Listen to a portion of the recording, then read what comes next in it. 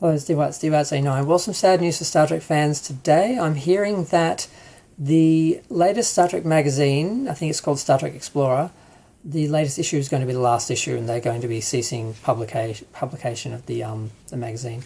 Now, this will be the first time in decades that there hasn't been a Star Trek magazine in print.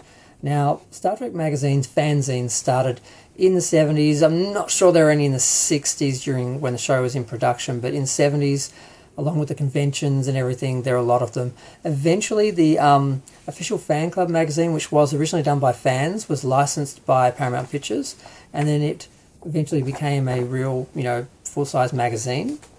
Then eventually it was changed into Star Trek Communicator. At that point, it was mostly, I think, run by Paramount. Then we got also the official fan club of Australia magazine and Star Trek the magazine, which I think was from the UK. But then something sad happened. Something gross happened, actually. When Star Trek Enterprise was cancelled, due to all the UPN politics and everything and losing the license and splitting the license and all that stuff, they just cut the magazine. Paramount just cut the magazine because, well, we don't have a product to promote anymore, and this existed just to promote our product, so why would we need to produce it anymore? Like, why would fans still want to talk about Star Trek if we're not producing a new product? So they just cut it. And then the websites took over the news and all that for a while, but then eventually Titan came in with Star Trek the magazine, or Star Trek magazine at this point, and it was a bigger format. Then they sized it down to a more regular size and renumbered it.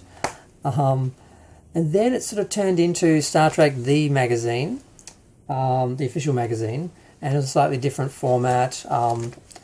And as you can see, even though I'm not a New Trek fan, I didn't just stop buying them because of that out of protest. I've got like a Discovery cover one for the point of having one with a Discovery cover, and Season 2, and Picard, when I still had hope for Picard. Now, I would buy them at the newsagents.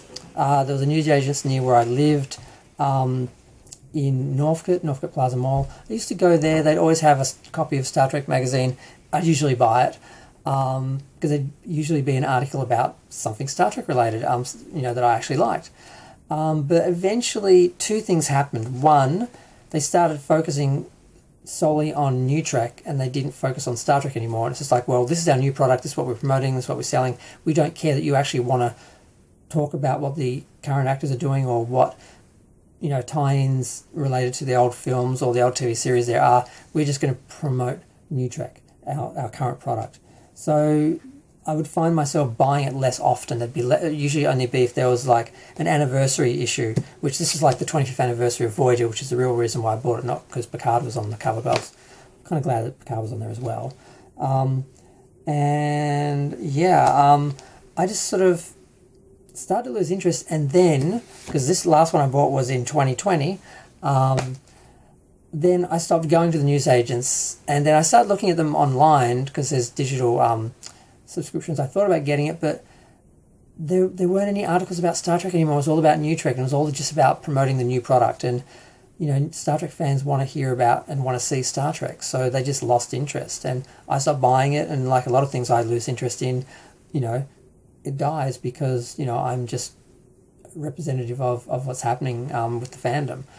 And I know some people argue, print media is dead, it's dying, it would have died anyway, but no. Star Trek fan magazines were created by fans who want to have something physical in their hand. They want to have something on the shelf they can pull out and look at, and they want pictures, they want print pictures, they want glossy pictures and art and articles and the things you don't get with, online little blurbs and news things. So, no, fans do want Star Trek magazines and Star Trek print media, but unfortunately they're not getting any through this magazine. There are books on, like, I don't know, they're behind me somewhere, like Star Trek, Wrath of Khan and the motion picture and stuff like that, that are selling quite well. But as far as the magazine, it really wasn't catering to Star Trek fans, it was catering to New Trek fans. And the problem with New Trek fans is they're not collectors. Old school fans, they're collectors, they want their products, their items to hold on to put on the shelf. New Trek fans, there's less of them, and they don't buy collectibles, they don't buy magazines and calendars and books and models and stuff like that. That's why the merchandising has been bad since JJ took over, because when he took over, he wanted CBS to stop producing original Star Trek products because of the brand confusion, and they just laughed at him and said, yeah, no, we're making millions out of this. So they kept doing that, and no one bought the JJ stuff, and then they stopped doing merchandise by the time they got to the last film. And Enterprise was the same, not Enterprise, sorry, Discovery was the same, where they never really produced a lot of merchandise because the fans of New Trek just weren't into buying it. And it also started to affect the sales for the regular Star Trek, because it just everything started to decline. So it's a big mess, and the magazine is an example of that. But I believe we will have Star Trek coming back at some point, produced by someone other than Kurtzman, and along with that, we'll probably get a magazine that actually caters to Star Trek fans. I do believe it will come back, brought on by the fans, like it always has. That's my optimistic